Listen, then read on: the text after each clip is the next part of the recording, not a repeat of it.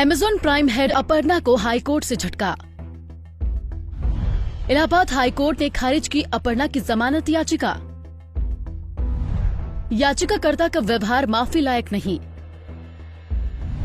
हिंदू आराध्याओं का अपमान कर कमाते हैं पैसा।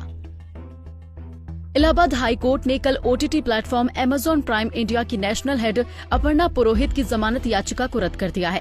अपर्णा पुरोहित पर वेब सीरीज तांडव को लेकर एफआईआर दर्ज की गई थी। उन पर यूपी पुलिस कर्मियों का गलत चित्रण, हिंदू देवी देवताओं और प्रधानमंत्री के किरदार को गलत तरीके से पेश किए जाने का आरोप लगाया गया है। इस मामले पर उनकी तरफ से दर्ज जमानत याचिका को इलाहाबाद हाईकोर्ट के जस्टिस सिद्धार्थ ने ये कहकर खारिज कर दिया कि याचिकाकर्ता का व्यवहार दिखाता है कि नियम कानून के प्रति उनके मन में कोई सम्मान नहीं है। उनका व्यवहार इस लायक नहीं है कि उन्हें कोई राहत दी जाए। अपने 20 पेज के आदेश में न्यायमूर्ति सिद्धार्थ बोले, ऐसे लोग बहुसंख्यक समुदाय के आराध्य देवी देवताओं को गलत तरह से दिखाकर इसके जरिए पैसा कमाना चाहते हैं और देश की उदार और सहिष्णु परंपरा का फायदा उठाना चाहते हैं। न्यायाधीश ने आगे कहा कि जब देश के किसी नागरिक द्वारा इस तरह के अपराध किए जाते हैं और इसे प्रदर्शन और सामाजिक विरोध का विषय बना दिया जाता है तो वो देश के हितों के लिए सक्रिय हो जाते हैं। इसके बाद वो इससे विभिन्न राष्ट्रीय और अंतर्राष्ट्रीय मंचों पर इस मुद्दे को उठाते हैं और आरोप लगाते हैं कि भारतीय नागरिक असहिष्णु हो गए हैं और भारत रहने के लिए असुरक्षित जगह बन गया है। वेब सीरीज के विवादित दृश्यों का हवाला देते हुए कोर्ट ने कहा, विवादित दृश्य कानून व्यवस्था के लिए खतरा फैलने वाला है।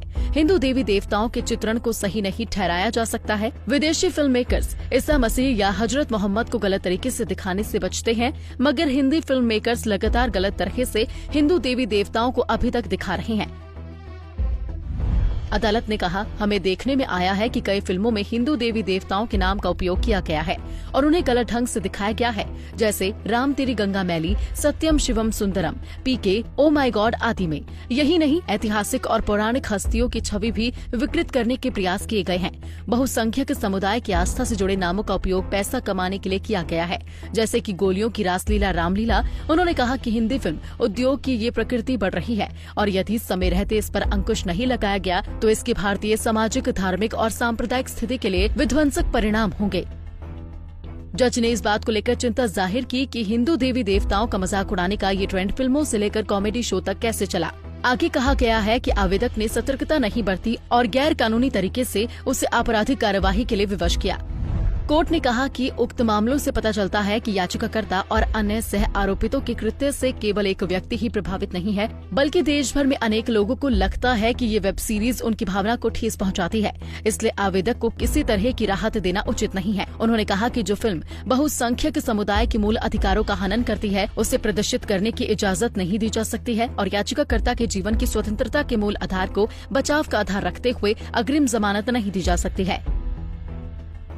इस याचिका को खारिज करते हुए जस्टिस सिद्धार्थ ने कहा, एक तरफ तो गलत तरीके से किरदार दिखाने के कारण एक बड़े समुदाय की धार्मिक भावनाओं को ठेस पहुंचाई गई है और दूसरी तरफ स्वर्ण और दलित जातियों के बीच दूरी बढ़ाए जाने का काम किया गया है, जबकि राज्य की जिम्मेदारी समुदायों की दूरी को कम कर सामाजिक, सांप्रदायिक और राजनीतिक तौर पर उन्हें एक देश को जोड़ने का काम करना है। अग्रिम जमानत अर्जी खारिज होने के बाद अपर्णा पुरोहित की मुश्किलें बढ़ सकती हैं और पुलिस उन्हें गिरफ्तार भी कर सकती है। इससे पहले कोर्ट ने फैसला सुरक्षित रखे जाने तक अपर्णा पुरोहित की गिरफ्तारी पर रोक लगा दी थी। Bureau report, Punjab Kesari TV. हमसे जुड़े रहने के लिए हमारे YouTube चैनल को सब्सक्राइब करें और नई वीडियो की नोटिफिकेशन के लिए बेल आइकॉन को दबाएं। अगर आप ये वीडियो Facebook पर देख रहे हैं तो लाइक जरूर करें और ज्यादा से ज्यादा शेयर करें। धन्यवाद।